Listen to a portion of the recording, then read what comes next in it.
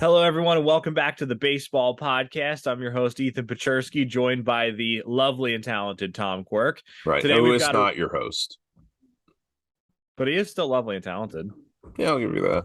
No, Yeah, I won't. Who am I take, kidding? take it or run with it. Yeah, I'm gonna go with the mundane and mundane and utterly Milk, unremarkable. yeah, the milk toast, Tom Quirk. Yeah, Um, true. Yeah. Today we have a non-milk toast fun interview with Seb Visser, the chief marketing officer of the Kingdom of the Netherlands baseball. And so we had a really cool chat about the upcoming World Baseball Classic, his role within the team and the organization and how all that works, and also just baseball in the Netherlands and their possessions as a whole. So it was a really cool talk about international baseball and, of course, the upcoming tournament, which we're all so interested in. So I hope you guys really enjoy it, and we'll see you on the other side. We have here with us Seb Visser. Seb, you want to tell us a little bit about yourself, what you do for the Kingdom of the Netherlands and their baseball program? Yeah, for sure. I work in marketing communications for the National Federation, and as such, I've been the press officer for the national baseball team since 2015.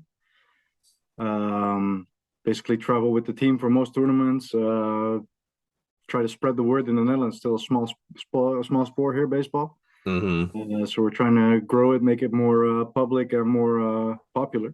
Okay. I looked you up, right? Because I suspected, given that you are, a baseball guy in the Netherlands, my assumption was that, you must have played at some point, probably exposed to the game. I saw that you played in the Dutch league for a little while. Yeah. What was that like? What was the experience over there? Man, it's been fun. It's been my passion since I was little. Always trying to make it to the highest level in the Netherlands. Mm-hmm. Figured out pretty quickly that was my ceiling. So I never really got to sniff the national team or anything, but I played in the top league for about a decade. Okay. Um, like I said, it's a small sport, so it's mostly amateur league. You get some guys are getting paid like a stipend from the National Olympic Committee. Other than that, it's just maybe get some travel costs refunded, and that's it. So Right. it's something you do besides working or studying or whatever. And but it's the highest level, the best league in Europe. Right. Um, yeah, Now, it's fun. It's fun. I've played there. this is a question I just thought of. But we can move on in a second because we have more stuff to get to. But I did Mhm. think of this just now. Different countries sort of have different like baseball cultures. They're kind of stereotypes, but like for example, right now in the US, it's basically like throw hard and hit nukes. Whereas in a place like Japan, there's a little bit more emphasis on like small ball and like fundamentals and like Mhm. defense. Is there like a baseball culture like that in the Netherlands? Traditionally here in the Netherlands, it's been more like Japan, I guess. Small ball, fundamentally sound, defensively good, and just station to station baseball. Okay. But we've had some influences from the Caribbean part of our kingdom, of course. Right. Guys from Curacao, Aruba, St. Martin. There's some more power hitters over there. So it's been more of a mix lately. Okay. Traditionally, I'd say it's more small ball. Not a lot of home runs in the Dutch National League. Okay. It's a little bit of a throwback then. All right. Okay. I do want to ask you about baseball in the Netherlands. How popular is the game in the Netherlands where you're from, and also compared to, like you said, Dutch possessions like Curacao and Aruba? Well, on those islands, it's the number one sport. But if you compare it to the Netherlands, it's soccer, it's speed skating, field hockey. Those are the most popular sports. You got tennis. We're a relatively small sport here in the Netherlands. We have about 20,000 people playing baseball and softball together combined. So yeah, not a big sport here. That's not bad Okay. though. I mean, you guys have one of the bigger programs in Europe, right? If not the Yeah, biggest. probably the biggest. Yeah. That That's that's not yeah, nothing. No, yeah, no, that's but great. it's a small sport in Europe Yeah. as a whole, Yeah. and we're the leading country there based on our program, recent European championships, everything. Yeah. We've been top of the league there, and then there's Italy. Czech Republic is growing a little bit, and then now you see you see Great Britain with some American influence, of course, but you see other countries rise. Yeah. So how did you get involved with baseball? Maybe like as a kid, how did you get an interest in the game? And also, is it a thing where most kids know about baseball and grow up playing a little bit, or is it more niche than that? So basically, my entire family was a baseball and softball family. My grandfather played, my grandmother played, their nieces, nephews, everyone except my parents, basically. Right. But my dad had a colleague when I was like 3 or 4, and he told her they were looking into some sports for me to play, and baseball, basically because of her, was the first try, and it was love at first sight. So, but yeah, most kids here play it in school, so we have different forms of it. Don't really play baseball, but something similar to it. So most people know it. They played softball in high school a little bit during was it PE classes? Yeah, physical education. I guess you call it. Yeah, Absolutely. So everybody knows it, but it's just it's not the first choice for a lot of people. They go play soccer or field hockey mostly. Okay. So what is it exactly that you do like on a day-to-day basis for Team Netherlands? Like, what is your job? Well, day to day is more like for the entire federation, growing the sport, making it more visible within our community, but growing the community as well. And then around tournaments, I get close to the team. I make sure the Dutch press is involved. They get all the latest updates, stuff like that. Growing the popularity, growing the visibility, mostly. Yeah, that's awesome. Yeah, that's super cool. Yeah, that sounds like a. Admittedly, it's tough because it's so small, but it's a challenge. I mean, it's the sport I love. I grew up loving, so it's really fun to be working. There's not a lot of people working professionally in baseball here in the Netherlands. There's a bunch of coaches. Right. And the federation, we have about 10 people working in the office here. Some are working with me in marketing. There's a guy getting partnerships and sponsorships. We have people organizing all the leagues and stuff like that. So it's a small group, but it's fun. Okay, well, it sounds. I was gonna say, I don't know the ins and outs of it, but it sounds like a little bit of a dream job for people who like baseball. So yeah, absolutely. We brought you here to ask you a little bit about the Kingdom of the Netherlands baseball team, and we have some of our own questions, and we also have some questions from our fans. Yeah, they're more like people who came across our stuff on Twitter, but still counts. So why don't we move on to those and see if we can find some good stuff to talk about the upcoming World Baseball Classic. Because fire away. I'm sure you're as excited. You might be more excited than we are, but I'm sure you are more excited about it. I can't wait. Yeah. I was there in 2017. Yeah, and it was probably the best experience I've had so far working with the team. Oh man, that's so cool. An awesome tournament. Are you going to be there next year? Yeah, planning on it. That's awesome. Okay. That's so cool. So if I can just jump in, I do have one question, and this is more WBC wide, but obviously the World Baseball Classic doesn't rely just on citizenship. You can get players who are just eligible to be citizens, and we've seen different teams take a lot different approach. So a team like Israel or Italy has mostly foreign-born players, and then a team like the Czech Republic has mostly homegrown guys. What is the Netherlands approach towards the team building process and in relation to foreign-born players and all that? Well, of course, we have mostly homegrown players since the first few editions. But the big difference we have is we have the players from Aruba, Curacao, the guys like Sander Bogaerts, Didi Gregorius, Anderson Simmons, Kenley Jansen in the past few editions. But since we're the Kingdom, those guys are homegrown too. Right. Yeah. Sure. Absolutely. And we're also looking into opportunities, especially for the World Baseball Classic. So this time we stumbled upon, well, not stumbled upon, but we found out that Josh and Richie Palacios, who I'm not sure if you heard of them, they both played Major League in the past season. Yeah. They grew up in Brooklyn, have a American passport, Puerto Rican dad, but their mother is from Curacao. Oh, So they're eligible to play for us, and we actually had the chance to invite them to our training camp in Curacao this past November. Fun guys, really good players, and yeah, I'm looking forward to work with them, and hopefully we get them on the team in the classic. cool. That's so cool. That's so cool. So is there any sort of emphasis put on we'd like to fill out our rosters with, homegrown guys in the Kingdom of the Netherlands, or is it just we just want the best players, whoever can help us win, that's what we're going to take? It's always a combination. You want to win, but you want to have some homegrown players on there too, because you have to have recognizable players and stars from your own kingdom. And we always want to have some guys from the Netherlands as well. Mm-hmm. We have a lot of guys from Curacao and Aruba playing professionally. But traditionally, we've had a lot of mainly pitchers really from the Netherlands joining the team. And I hope that mix always stays. So yeah, for sure. Sounds good. Yeah. Yeah, I mean, you guys are blessed with not every European team has, loads of really good homegrown talent. Like, the Czech Republic, I think in the qualifiers, they had one guy with professional experience, and he was like a minor leaguer.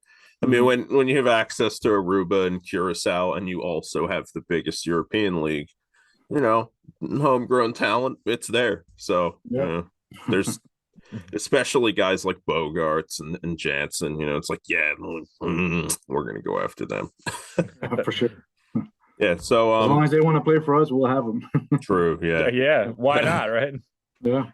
So one thing that I did come across, I was looking around on Reddit, I was doing some really intense research, okay?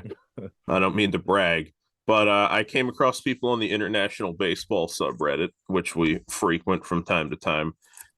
They were saying that, like, a couple of people mentioned Druw Jones, Andrew Jones' kid, and I saw people saying that the Kingdom of the Netherlands, tries to avoid American-born players, which it sounds like you don't necessarily. But have you guys had any contact with Druw Jones about playing for you guys?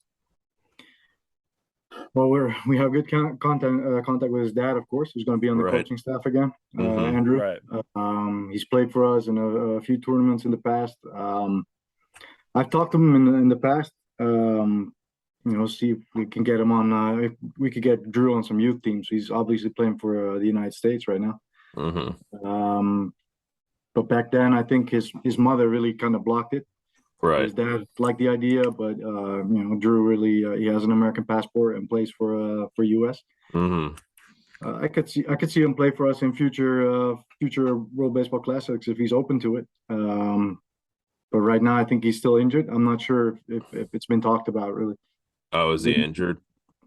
Yeah, he injured himself pretty quickly after being drafted. I think he didn't even play professionally at all yet, I think. Okay. So you're saying that the bats that I made for him, complete waste? Unbelievable. I can't believe this. Never a waste. We'll probably use them later, right? Well, true, yeah. You never know. You never know. We'll probably order more of them. I work at Victus, as you can see. And you would not believe how many bats these guys order. Like, I believe it. They'll order like 24 bats, and then like the next week they order 24 more because they're like, 12 of them, they just didn't feel right. There were 8 that I was kind of okay with, and there's 4 that I want to use in games. So I got to order 24 more so that I can get 4 more gamers. We'll probably give a few to their entourage as well. Yep.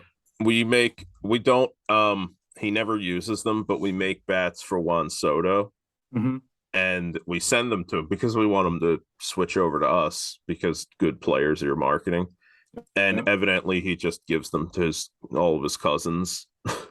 We see a lot of those major leaguers bats in the Dutch league as well. Yeah. There's some friends or cousins or brothers off playing in the Netherlands, and then you have a Jonathan Scope bat just flying around there. It's like, Yeah.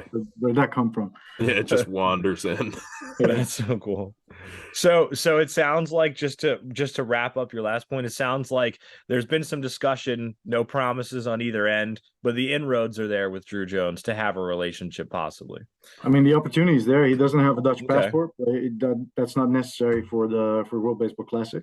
Mhm. Right. I mean, he's grown up in the U.S. He's played for the under 18 team already, I think. I could imagine him playing for the U.S. as well, but Yeah. we'll see. He wouldn't be the first guy to switch teams, play one for the U.S. and then one for the Kingdom of the Netherlands, maybe. Right. Yeah, absolutely. Then- Absolutely. With the U.S. taking the tournament more seriously, there's a lot more competition for those U.S. spots too. Yeah. You know, like if this was 2009, when it was like, oh, Mark DeRosa and like Kevin Youkilis, it's like, yeah, somebody like Druw Jones, that caliber of player, make the team no problem. When you're going up against like Harper, Trout, Nolan Arenado, like Paul Goldschmidt, like, ew. Yeah. Yeah. So- yeah. The path to playing time is quicker for us, I think, but still, It depends on the position. Yeah. If you play that's true. shortstop, it's going to be rough. Yeah. We have a lot of those. So a lot of like speaking, all-star shortstops too. So speaking of competition, it looks like Pool A is going to be pretty tough. They've got Italy, which is always a good team. Cuba, it's a little up in the air with the rules, but they could have a really good team. And obviously the Netherlands are really good. Mhm. What are you guys' expectations heading into the WBC? How do you feel about the team heading into it? Looking back at the last few editions, we've always reached the second round. And it's really, something we want to reach again. Mhm. Even the last two times we reached the semifinals, and we still have a good team. But I think the road to the semifinals might be a little harder this time with a strong pool. With like you said, the Cubans maybe having some major leaguers this time, so they might look stronger than the last few editions. I'd say never underestimate Chinese Taipei in their own country too. True. Yeah. In Italy, it's a completely different team than we face in the European Championship. So Mhm. we'll see. I think a lot of these teams have a strong lineup and maybe lack some pitching. Same might be said for us. So we'll see. It's going to be a fun group play. Yeah.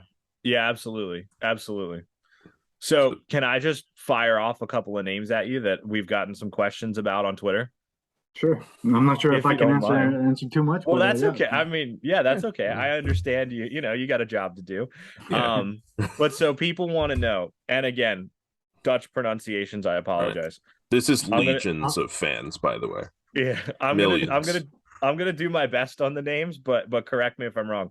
Sadan Rafaela, Sem Robersa, Donnie Breek, and Spencer and Carter Kieboom.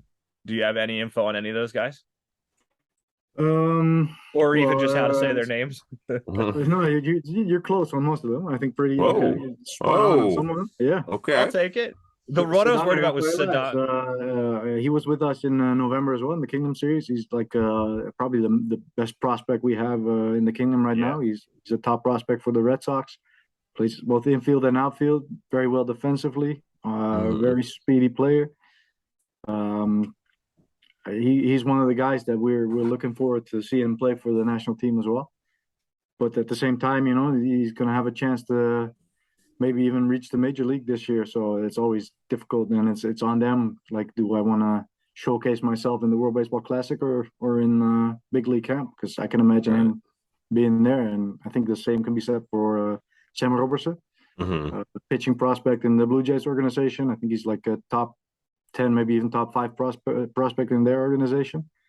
They've got really good pitching in the big leagues, but I can imagine, he reached Double-A this year. I think he'll probably get a chance to pitch in big league camp as well. And it's going to be up to him if he wants to show his face there or come with us. I really hope he comes with us. We need all the starting pitching we can get, but we'll see. Nothing known on his decision yet. Okay. Who else did you guys mention? No, you're good. So we had a couple of really nice people reach out on Twitter, considering nobody listens to our podcast. Yeah. So I somebody don't else have to want to know expect about. too many extra followers after this one, or No, are you kidding? People love the Netherlands. So Yeah. somebody want to know about Donnie Breek. yeah, Donny Breek. He's a former pitcher in the Minnesota Twins organization.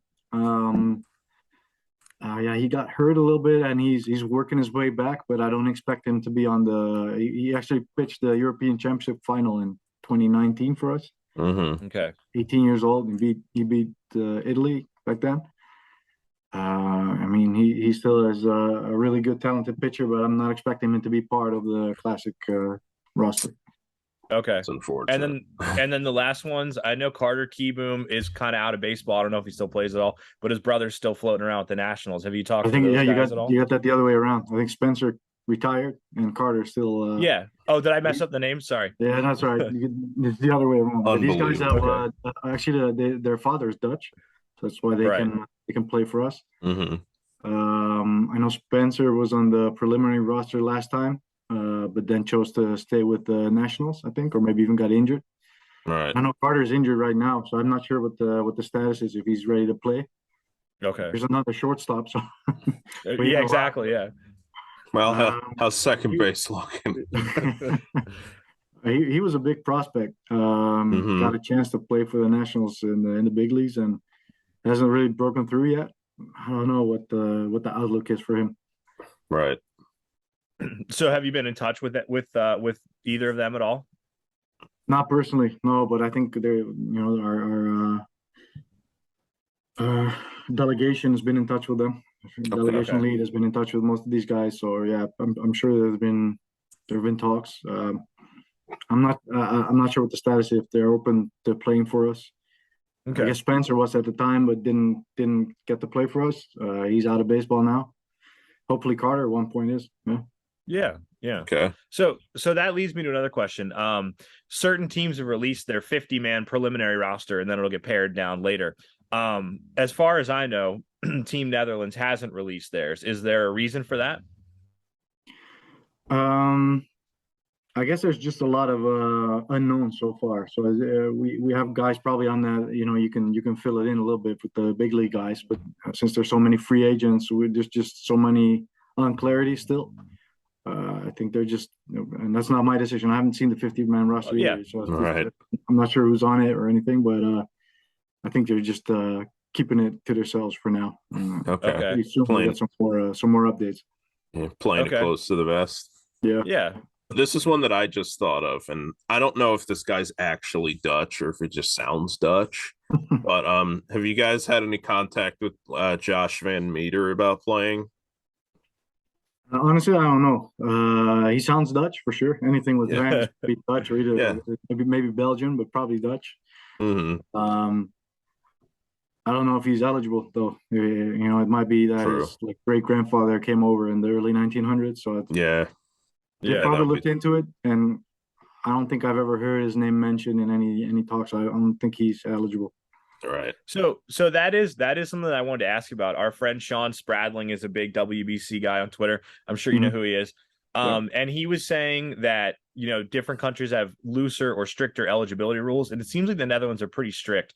Do you know exactly what the criteria is? Like, can you tell our listeners how a player could reach eligibility? I think basically the rule for any other tournament is you have to have a Dutch passport. So either you're born here or you've grown up elsewhere, but come over here and receive the Dutch passport. And then also you have to have.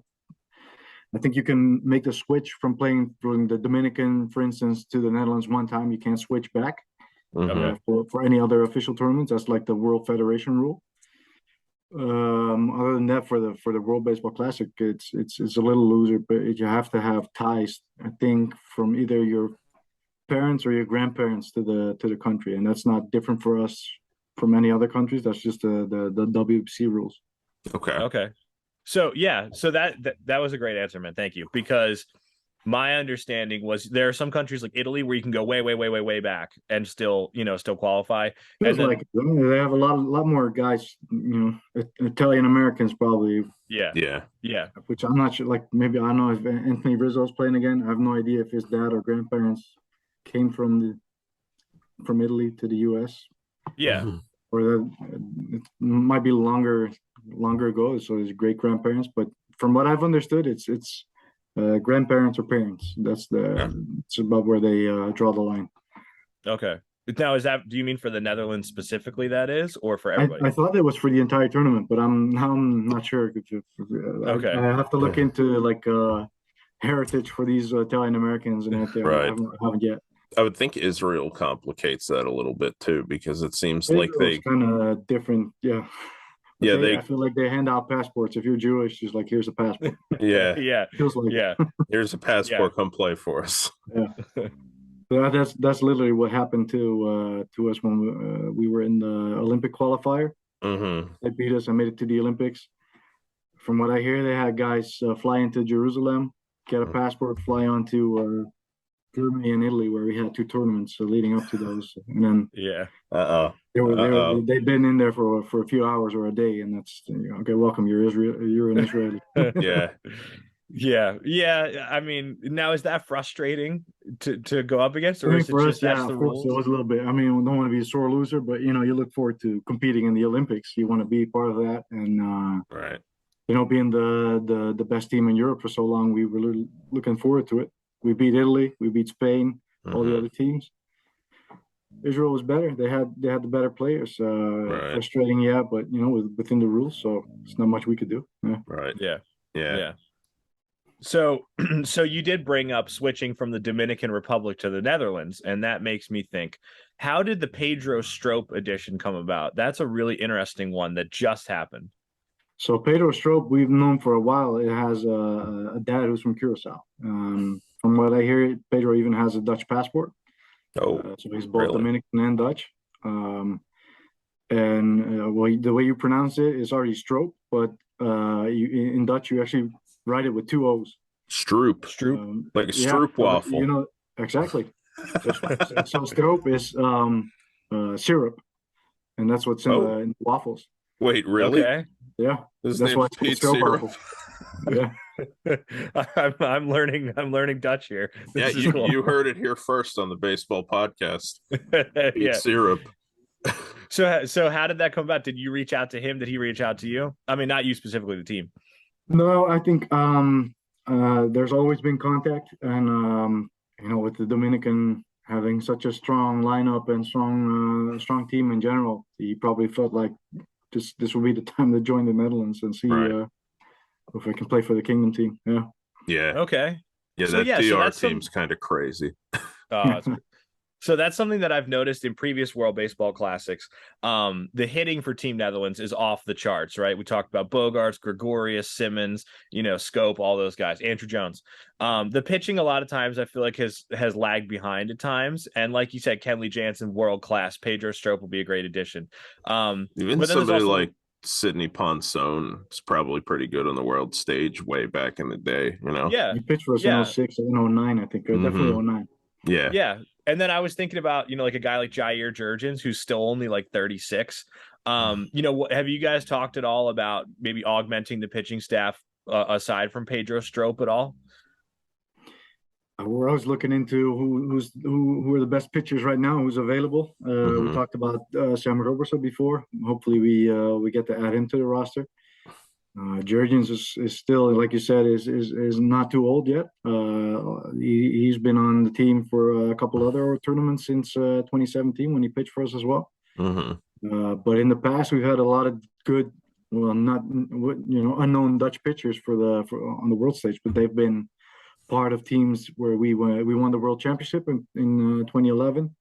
We reached the semifinals in 13 and 17 in the Classic, and that's mainly with pitchers from the Dutch league, with some additions, of course. Rick van den Hurk, who's now retired, who pitched in the majors. Jurgens was there. We have Shai Marta still on the team. Really? The Nationals and the Twins in the past. So pitching later in 06. I remember that guy.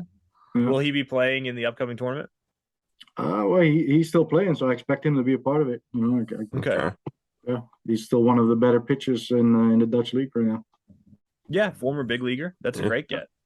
But it sounds like there's a lot of guys who maybe they haven't like committed in the sense that, there's been like a press release, but there's a lot of guys who just kind of, yeah, they usually play, so they'll probably be back. Yeah, I mean, there's always like a steady group that's always on the team. It's going to be different for these tournaments because guys like Kenley and Pedro Strop and all the other big leaguers join if they all do, because we're not sure yet. But that's gonna kick off some guys on the back end of the roster, of course, which it sucks for them. But that's sports on the highest level, I guess. Yeah, that's sports at almost any level, honestly, outside of like, just for fun. So one other question that I wanted to ask you about that we got from Twitter, shout out to U Darvish 2023 WBC season. It's a long name, but he or she asked us, what can we expect to see out of Darryl and Darnell Collins? Well, both are very talented players, brothers from the Netherlands, with the roots on Aruba, I think.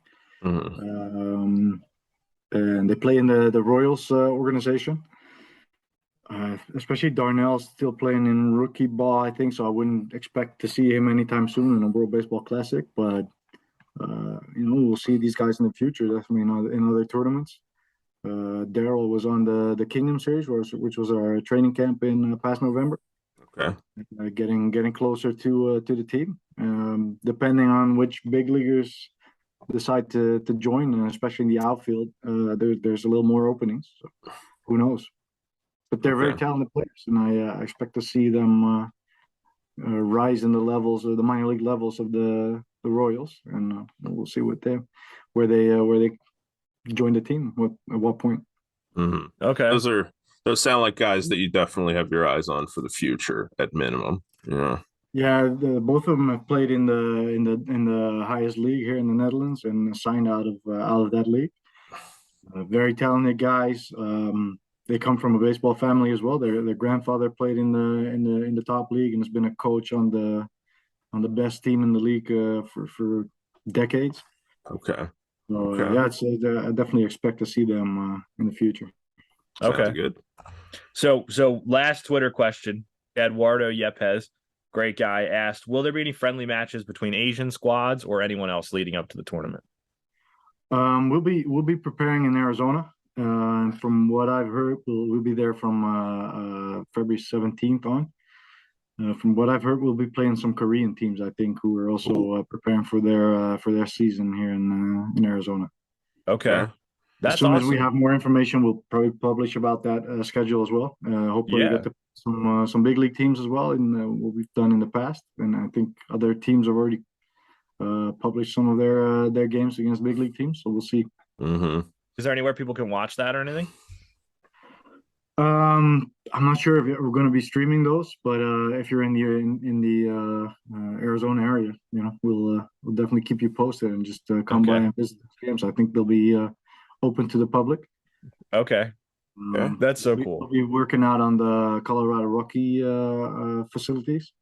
Okay. With Hensley Mullins moving there in the hitting coach position, of course.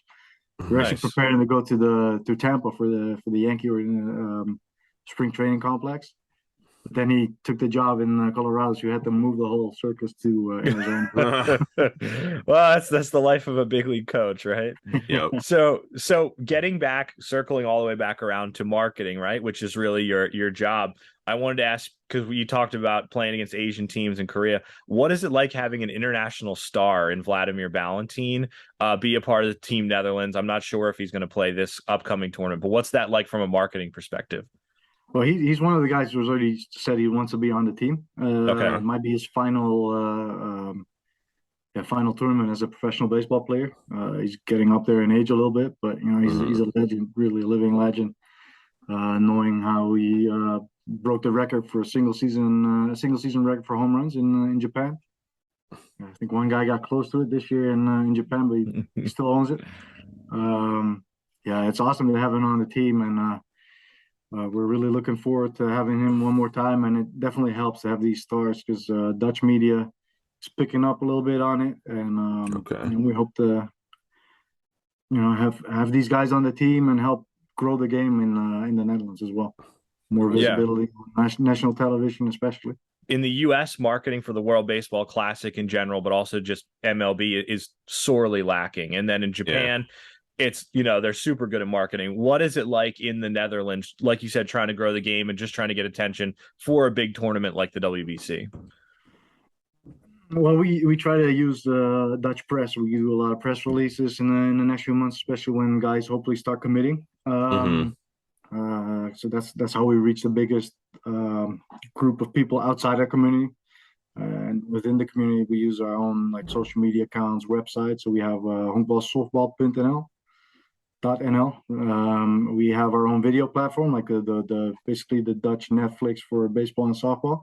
Okay, which is really? honkbalsoftbal.tv. I'll send you guys the links in the chat so you can use. Yeah, it I'll put it in the show notes. Yeah. Yeah, so we really we use that to grow the game within the community and start growing the community. Okay. And we have a plan, growing that community to, let's say 250,000 people in the next few years. We'll be right around 100,000 after this year.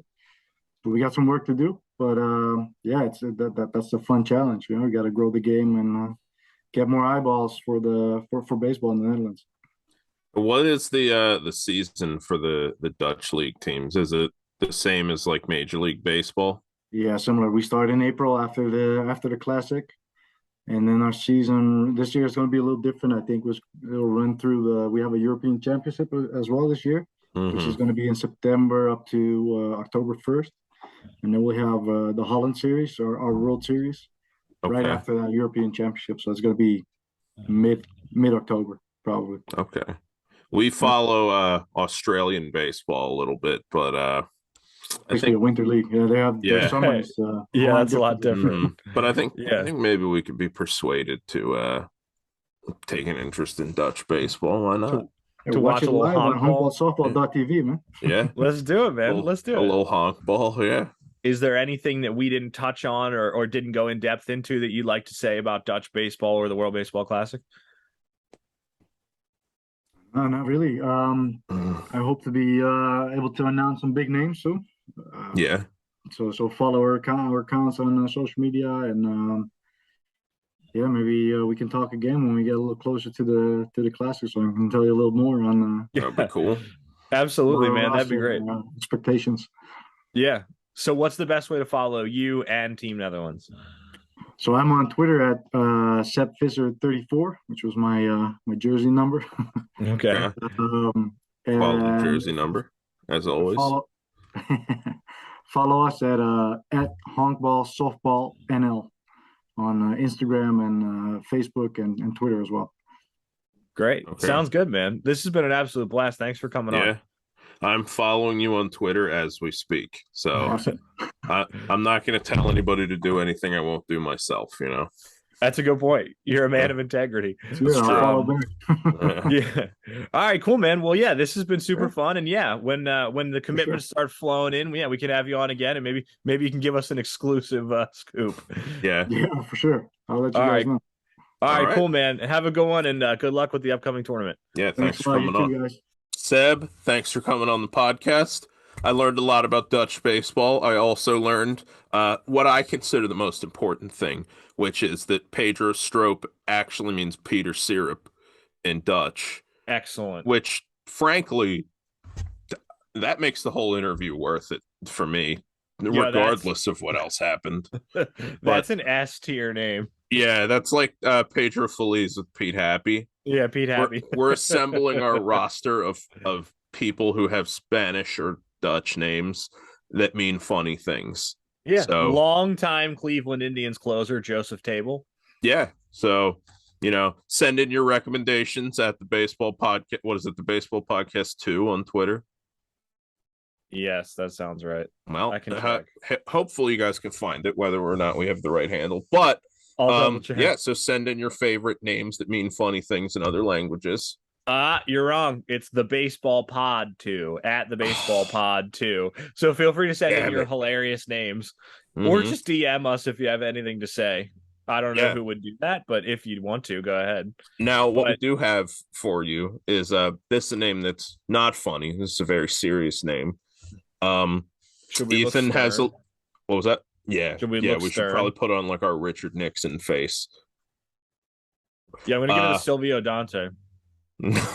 Yeah, go ahead. so Ethan has a little bit of a announcement for you guys, and I will withhold from interrupting with my Dragon Ball Z voice.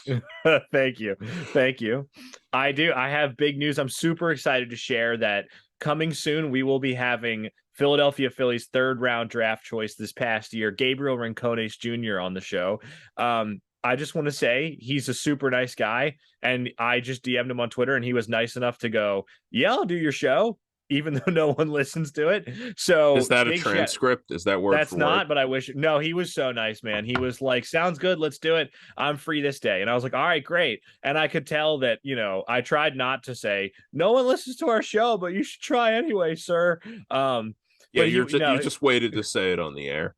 yeah, exactly. Okay. No, he was Right. he was so nice. So I just want to say a big thanks to Gabriel Rincones Jr. So that's a conversation you guys can look forward to. We'll be interviewing him soon. So I'll put out another tweet if you guys have any suggestions for things to ask him.